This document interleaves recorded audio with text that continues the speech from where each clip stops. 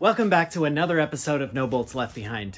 Today, we're picking up where we left off on my Ford Explorer fuel-injected V8 swap of my 1968 Mustang.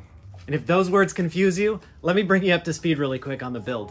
I bought a 1968 Mustang, toasted the carbureted, inline 6-cylinder engine, bought a 1996 Ford Explorer with a good engine, plucked that bad boy out of there, and tossed it in the 68 Mustang.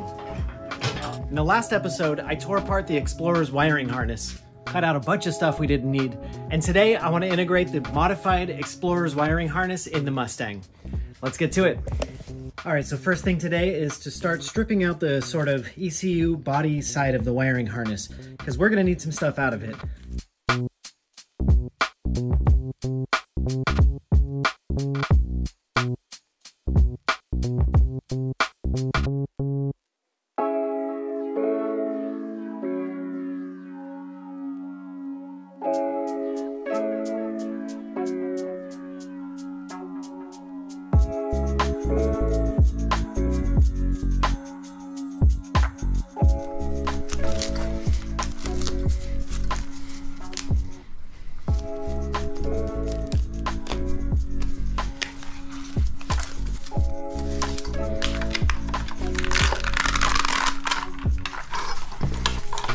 All right, so I got this thing torn down quite a bit here, at least all the way to the fuse block. And I'm probably not going to use that fuse block since I already have a pretty good fuse block set up, but I'll definitely keep that for a future project. That's a pretty chunky looking thing here, so I can see this coming in handy for sure.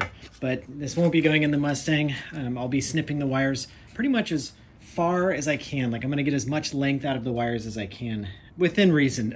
I'm definitely not gonna get it all the way out of the end over there, but I'll give myself quite a bit of room because each one of these wires are gonna have to go to various places in the car, and I just wanna make sure I don't have to lengthen anything if I really don't have to. So I think the next step here is to figure out what I can eliminate out of here and where each of these wires are gonna go. So I think I'm gonna just start going through these one by one. It's gonna take me a lot of hours, and I'll probably unpin the ones I'm not gonna need, like air conditioning control and, I don't know, anti-lock brakes or whatever other stuff like that are probably just gonna be right here to the computer, hopefully. So should be easy to eliminate those guys. I'll just unpin them from the ECU, and then we'll start to clip, or I guess probably I'll start to unpin the ones I'm going to need, and I'll unpin them from here and solder the two together. All right, so I've got every single one of my wires marked here. So I have a number of them that are going to be removed. Most of these are going to go somewhere though. So I'm going to start following them all the way out to wherever they end up, or as far back as I can get. So I have as much runway here to deal with for each wire. I think most of these are going to end up either under the dash by the gauges or by the fuse block. And hopefully I'll end up with this thing completely freed from this harness. And once we have that, I'll start to actually unpin each one of these guys and solder them to my engine harness over there.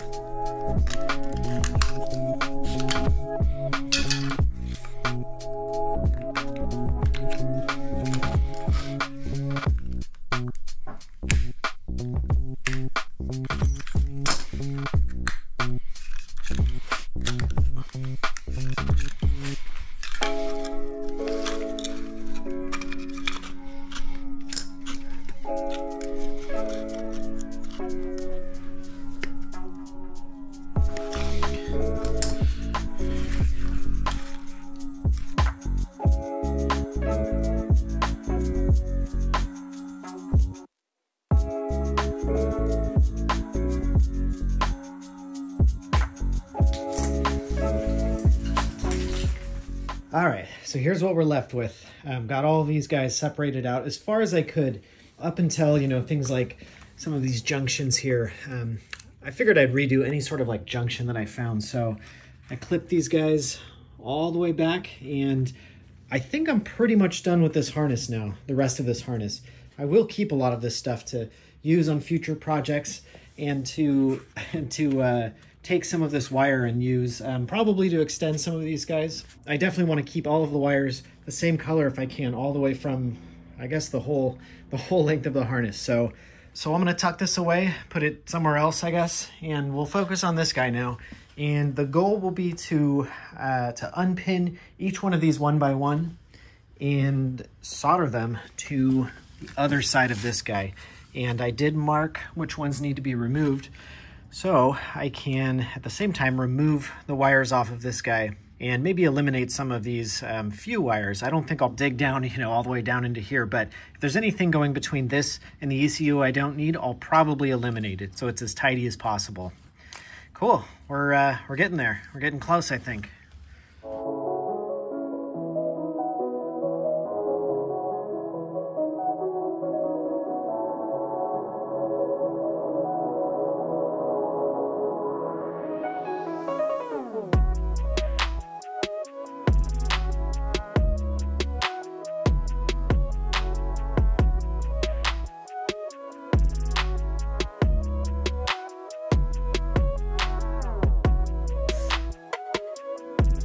All right, so I got pretty much all of the wires eliminated.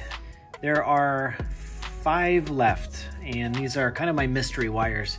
I'm not 100% sure where they go, so I'm gonna make a note of those wires. There's always gonna be a few mystery wires I found when hacking through a wiring harness, but I do have all of the wires connected now. I'm just kind of hanging out here off into the distance there, so that's cool. That's awesome. I guess that's a complete harness. None of the wires have made it into their correct places, of course, just yet, but it's there. It's pretty much done as far as cutting and hacking and soldering goes. So I think the next step here, and these are my mystery wires here. So I'm gonna unpin these guys and kind of tape them together and just make a note of them, and I'll keep the pin numbers that they came out of. As for the rest of these guys, I think something like maybe 2/3 of them are gonna go under the dash, and then the other ones are gonna go into the engine harness. So maybe I should separate those guys now. And I'll end up having 2 looms come off of this guy. One bigger one that's gonna go under the dash, and then the rest, of course.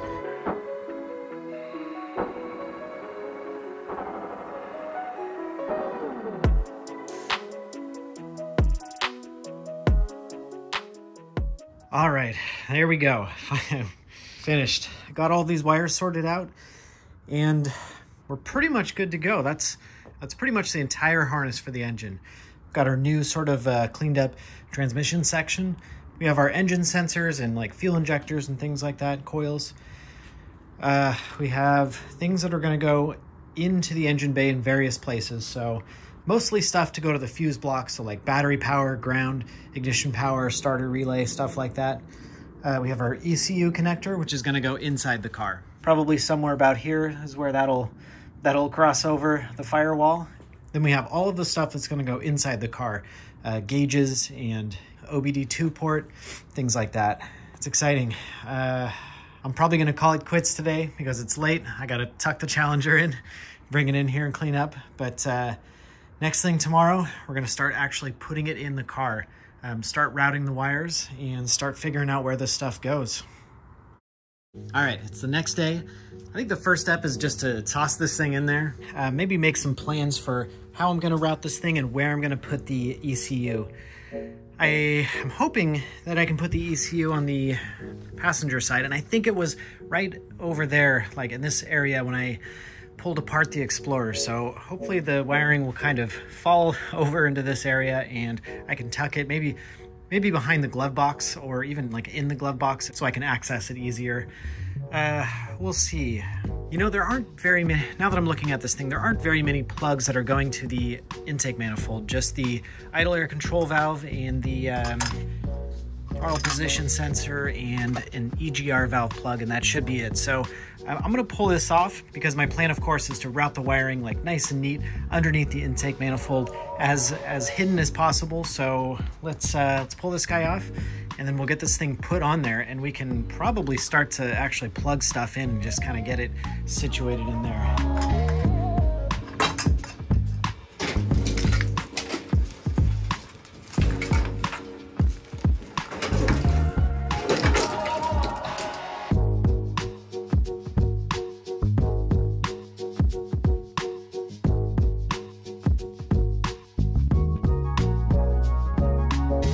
All right, so I struggled for a minute there. I couldn't figure out which side was which, but I went back and looked at some of my old videos, which is kind of a huge benefit of filming everything. Time consuming as it is, I have a pretty good record of how stuff comes out and goes back together. So I made use of some old video and I got the wires ran right where they were from factory. I even have the fuel injectors mostly plugged in there. So this is where all of the wires will lay. I have a couple of extra guys for like the intake manifold and all that stuff. And so that leaves us with this mess here behind the engine. And this side is pretty easy. This is all automatic transmission stuff. We also have an O2 sensor there. And I think we have another O2 sensor somewhere. Somewhere down there. There we go, right there. So then we have all of this stuff back here. All of this stuff here, fuel pump control, ECU ground, power with O2. Okay, so all of this stuff here is gonna be plugged into probably this fuse block and various things here. So yeah, I'm definitely not gonna wrap all of these yet. I'll probably put like temporary zip ties just to start. I'm thinking about looming all this stuff, but my friend Danny says I'd never wrap up your wires until the very end, and I think that's very good advice, so I'm gonna follow your advice on this one, and I'm gonna keep all of the stuff unwrapped until the very end. But I'll start finagling the wires around, and we'll see where we end up. All right, so the first thing I'm gonna do probably is wire up the fuel pump, since that's already pretty much wired up. I just need to take the old signal, which I guess I've already clipped, and plug it into what used to be plugged into the Holly computer and plug it into the new computer. Should be a wire somewhere in here, possibly involving an inertia switch. Since I am gonna be running the inertia switch, I'll try and figure that out, and then we'll try and get this fuel pump wired back here into the fuse block.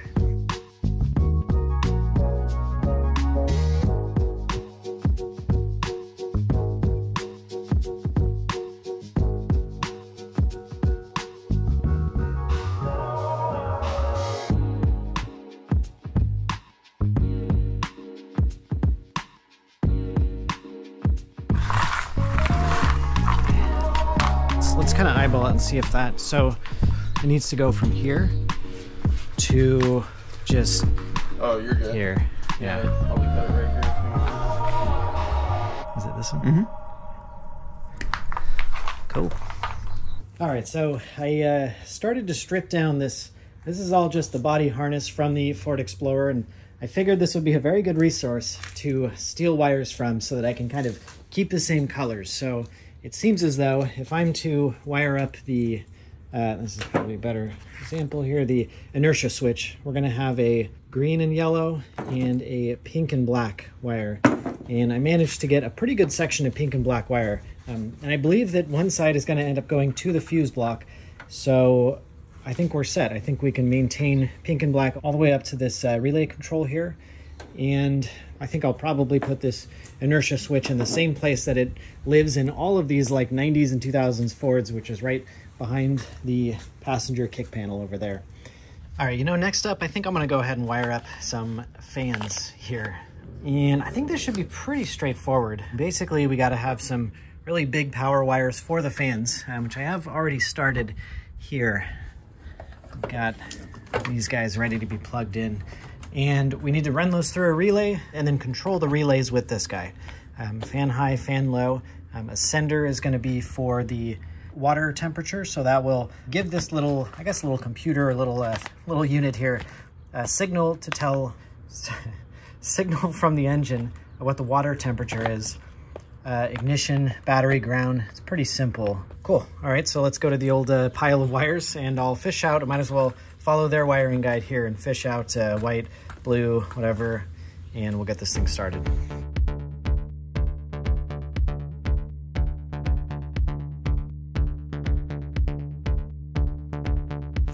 All right, so we fished out some wires here, and we're gonna start kind of like creating a patch of wires. Maybe start taping them together as like a little harness that's gonna go from the fuse panel under the dash.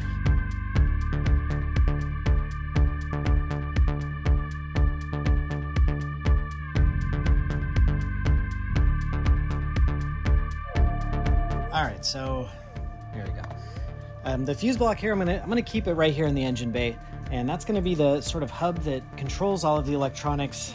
I'm going through these one at a time, and it seems like I got a red power wire here. This kind of big red power wire is for the PCM, and I think that's gonna be the first one that I set up here.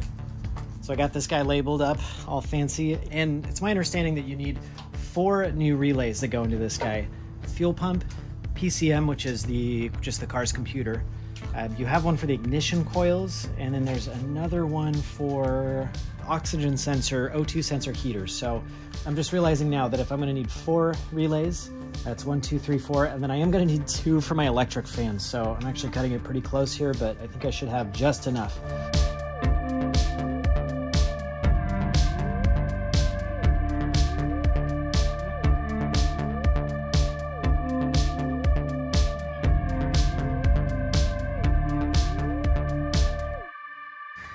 All right, so next thing I kind of have to do here is start to figure out where I want these like bunches of wires to route. And that's why I actually plugged this harness in, so I can figure out where it's sort of laying naturally, because it does have to kind of sort of follow the stock. Obviously it positions here, and this is going to, I think it'll probably be best to wrap around this shock tower here. So I think I'll probably cut some of this back and then wire and route this guy a little bit further back on the harness.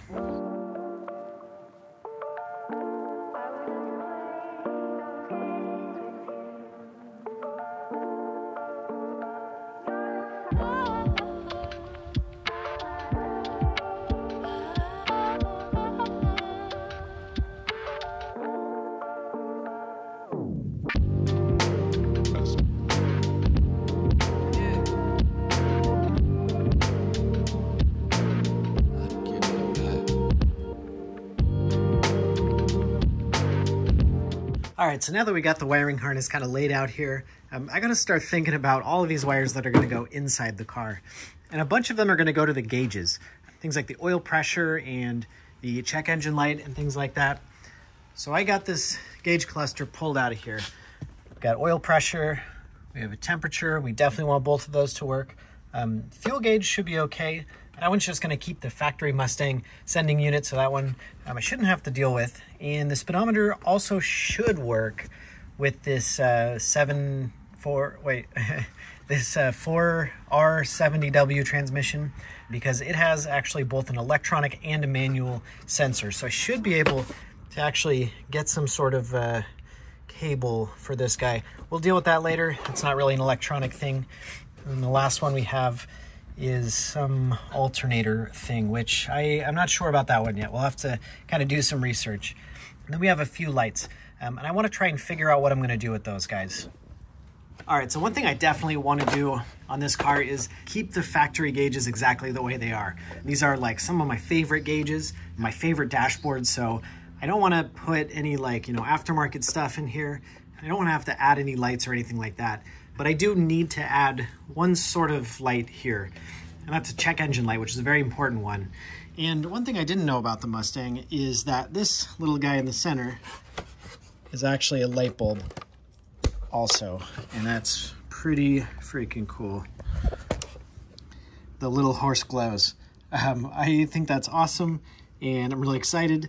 And from my research, it seems like this light bulb is for high beams, which is kind of weird. I've always known high beams to be like blue lights in cars. So that leaves me with a couple of options. So I can wire the check engine light into the one sort of not used light, which is belts. Although it would be kind of weird, the word belts showing up. It might be a little bit confusing. But the other option that I thought maybe I can do was wire in the high beams into the seat belts, and I can actually maybe try and take out whatever sort of little lens is in there and replace it with a blue lens. That way it shows up blue, and it should be more recognizable as a high beam indicator. And then I can wire the check engine light to the little Mustang logo. And I think a little horse lighting up would cheer me up a little bit when I develop an engine problem. So I think I'm gonna go that route. I think I'm going to try and get in here, maybe take apart this thing, change this out to a blue lens, and then I have a spare socket, which will be for my check engine light right there. And then while I'm at it, of course, too, I'm gonna replace everything with LED light bulbs. I think I have a handful of them in my box of tricks from my previous projects. So I'm gonna replace all of these guys, and I'm let's see about changing this guy over to a blue light.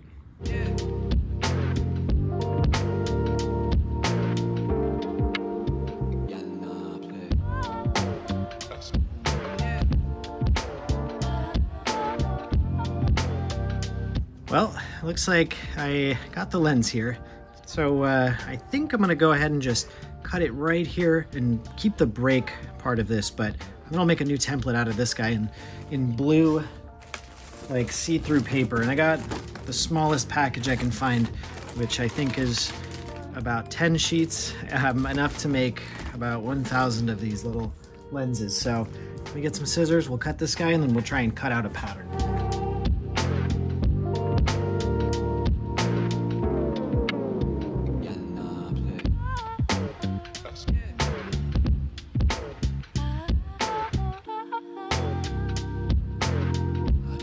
All right, so after lots and lots of finagling and testing, I finally settled on a light bulb that was Sharpied blue, and then a couple of lenses, one of which was painted blue with my blue engine paint. And that seems to be just the right amount of light coming through. Definitely not too dark, hopefully not too bright. So I think we're good. I think that's gonna work. I guess I can put this thing back together. I definitely do want to clean this guy out super well, because it's super annoying to have like dust on your speedometer and all that stuff. So let me do that really quick, clean this guy out, and then we will put this thing back together and start putting the LEDs in there.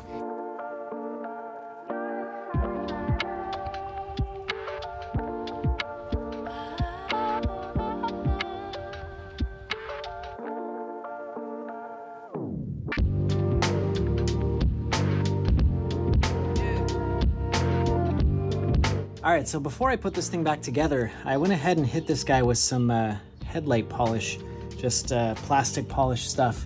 And I'm really glad I did, because it came out super, super good. Let's see a little comparison here. I'll clean it off real quick. There you go. So that's it wiped off, but there's still like a lot of haze on this. You can see the roughness. This guy's perfectly clear. So I'm definitely going to polish the rest of these guys, and then we'll put it all back together. All right, I got this thing all put back together. I got a little too aggressive with the polishing on this one and kind of burnt the lens a little bit, unfortunately. That's probably still better than it was, but I'll probably look on eBay for a new lens. Yeah, this thing looks good. And I got all of the LEDs in here all switched out, so I think we can give this guy a try.